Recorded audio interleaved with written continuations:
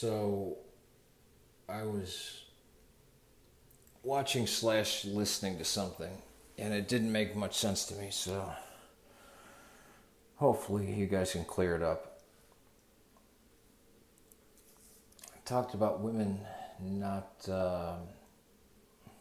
being part of the labor force, and that's where we get our ideas from them, which is where the 1950s got their ideas for women, which caused all of our ideas for women.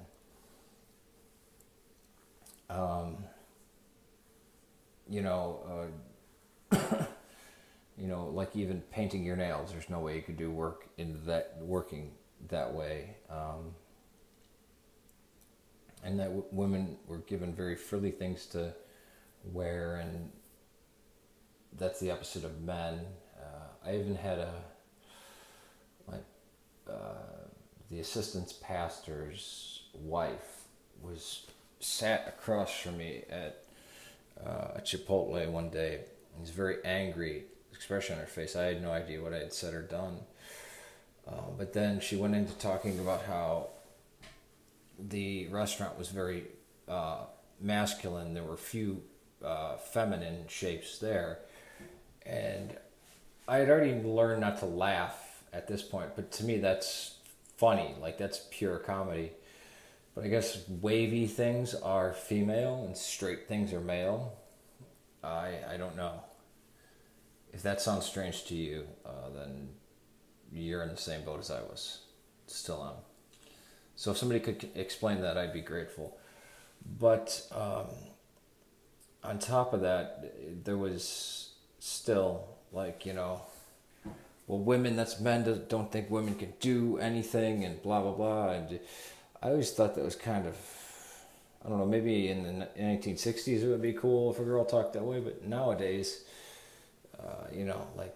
who could be Flojo? I'm from the 80s, I remember Flojo. Who could be Flojo?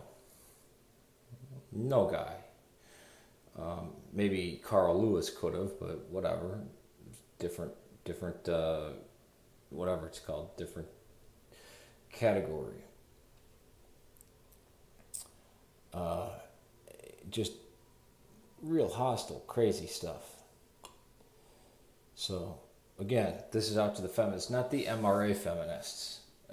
Again, I'm not quite getting that done. I know that the MGTOW is something completely different than MRA, and actually I do not get along with MGTOW. Sorry to insult any of the MRA feminists out there, but I don't like the MGTOW guys. Just a personal thing. Watch, this will blow up because I just said a personal opinion. So, how should I put this?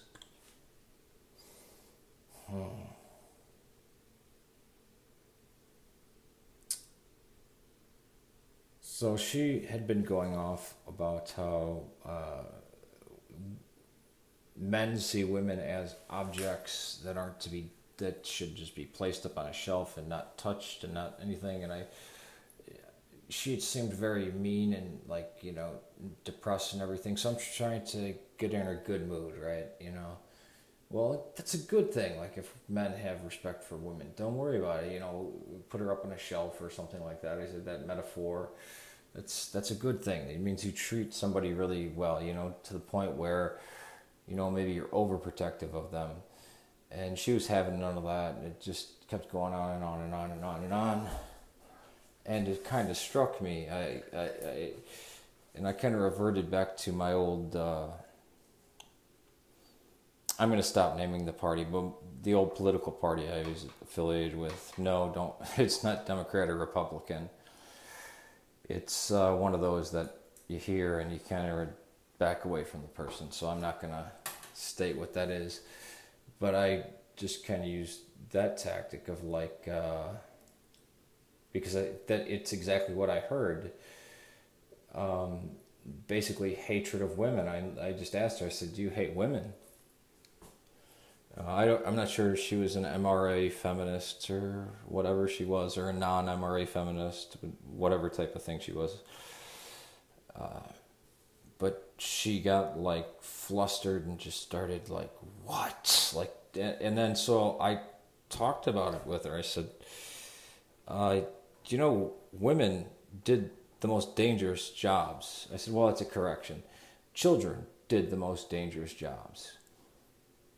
A lot of them female children did the absolute most dangerous jobs because female children, the children that did go to school, females really didn't go to school. So if you didn't have male children going to schools, you're going to have a lot of females that weren't going to schools. And they did some very, very dangerous stuff because everything out of this woman's mouth was woman, woman, woman. This idea of women working in a place with frilly clothes on and not getting hurt or whatever because she's such a weak creature, that's for rich women. That's BS. Working class have always had it shitty.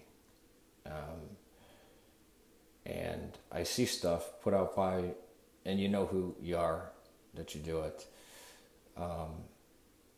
And yeah, the top 0.0001% lived like that. The rest, yeah, probably not even a wet nurse when giving childbirth. Just, you know, you can have all your inequality up at the top, and I guess you did for a few hundred years, but at the bottom of society, men and women, divorce rates have been low in many areas. People who've actually held to their ancient culture, their divorce rate is a lot lower than others. And happiness is better, and you claim that happiness shouldn't be tied to childbirth or children. To me, that seems violent against a woman. I mean, we're sexually reproducing animals, right? Like, and the greatest joy that a woman has ever had is to give birth to a child. I know sisters who are mothers. I know many of my friends who are mothers. They all say that's the best for the, you know, that you go through all the pain, and when you see the baby, it's just the best. It's undescribable. But I get my head chewed off for quoting somebody, and actually, I mean, you knew it was a quote. I said, and then put the, you know, markings up at the top. And so it's sexist for me to repeat what 5 of my friends say, or sorry, 3 of my friends, 1 sibling and 1 cousin.